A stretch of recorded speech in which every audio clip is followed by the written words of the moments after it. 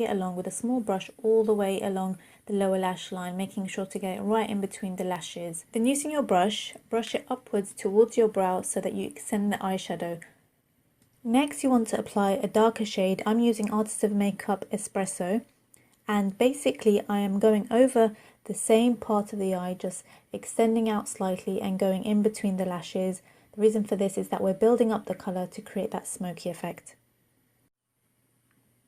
I'm now using my slanted brush, which is basically going to help in defining my socket line. What you need to do is use the warmer shadow, so I'm using Cocoa eyeshadow, and I am just warming up the actual socket line by just going back and forth just above my crease. Now I'm leaving the lid area free because I'm going to apply shadow afterwards. So just go back and forth and blend outwards. Back and forth and blend. You now want to repeat the previous step. So using your darker eyeshadow, I'm using the Espresso, and I'm going back and forth over the same area to create that depth. So go back and forth and then just fluff out the outside corners and blend it really nicely. We just want to create depth to the eye. So the next step is to apply some concealer or primer. Work with whatever you have. I'm using concealer because it's really going to allow my eyeshadow to pop. Now the concealer should be applied to the eyelid area only. Don't go higher than your natural crease line. As you can see, I'm just using a small flat brush to apply the concealer and making sure that I keep it quite neat because the eyeshadow is going to go on top. So by this point, your eyeshadow should look something like this. So now we're going to redefine the outside corners, and I'm going with the Espresso eyeshadow around the contours of my crease line, making sure not to disturb the area that I've applied the concealer, only redefining the outer corners, the outer V, and just applying a tad more eyeshadow to this area just to re-emphasize the smokiness. So I've decided to go for a pastel pink. This is Glamorous from my Artist of Makeup HD eyeshadow collection. You're free to choose whatever colour you like. Because this eye makeup is quite neutral, you can get away with wearing almost any eyeshadow colour on the lid. So this is a great thing. If you're doing any kind of makeup look where you're unsure which colour to apply on your lid, try out this look because you can get away with putting almost any eyeshadow colour. As long as you keep the rest of the eye makeup neutral, as I have in the rest of the makeup, then you can experiment. So give it a go.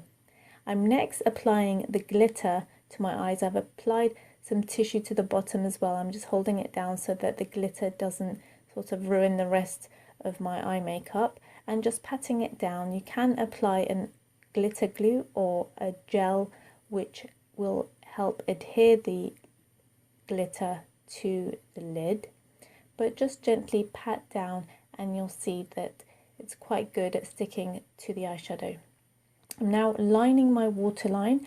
I'm using a kohl pencil. I went for like a navy kohl pencil because I didn't want the look to be too harsh, but I may change this later on depending on how intense I want the eye makeup to be.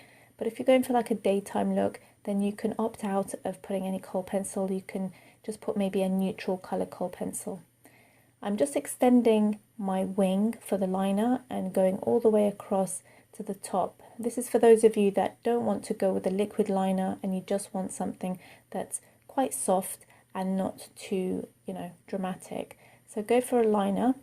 If you want liquid liner, then use your liquid liner on the inside corners. I'm using my Extreme Art liner pen, and I'm lining my eyes very close to my lash line, and I'm extending outwards, just flinging it out towards my brows, and I'm kind of deciding how far it reaches out. So just do it gently, and I'm just taking out further and further depending again on what style of eye makeup it is that you'd like to have. I'm now taking it down to my lower lash line and just joining it up towards my lashes and just redefining that area. Next, you're going to smudge it using your small brush. I'm just smudging along the Cocoa eyeshadow and just taking it in between the lashes and smudging out the eyeshadow so it just blends nicely and effortlessly so that it doesn't kind of create any harsh line, because we want to achieve that reverse smoky eye. And I'm just brushing it upwards and just making sure that it's nicely blended all around. I'm now using my mascara, and just use any mascara that you find helps to redefine your lashes.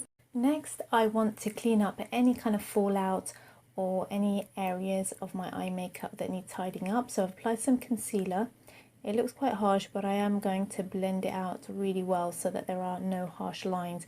Next, we're going to apply our false lashes. I've just applied a strip of glue to the base of the lashes, and I'm just going to use my tweezers to just pinch them in place. So there you have it, guys, my reverse smoky eye in very simple, straightforward steps. I hope you enjoyed this style of filming. I decided I wanted to film this way so that you guys can see very clearly and concisely how I create these looks. If you did like it, please give it a thumbs up. Please hit that like button so that I know that you enjoy my style of filming, and I will continue to make more of these step-by-step tutorials for you guys.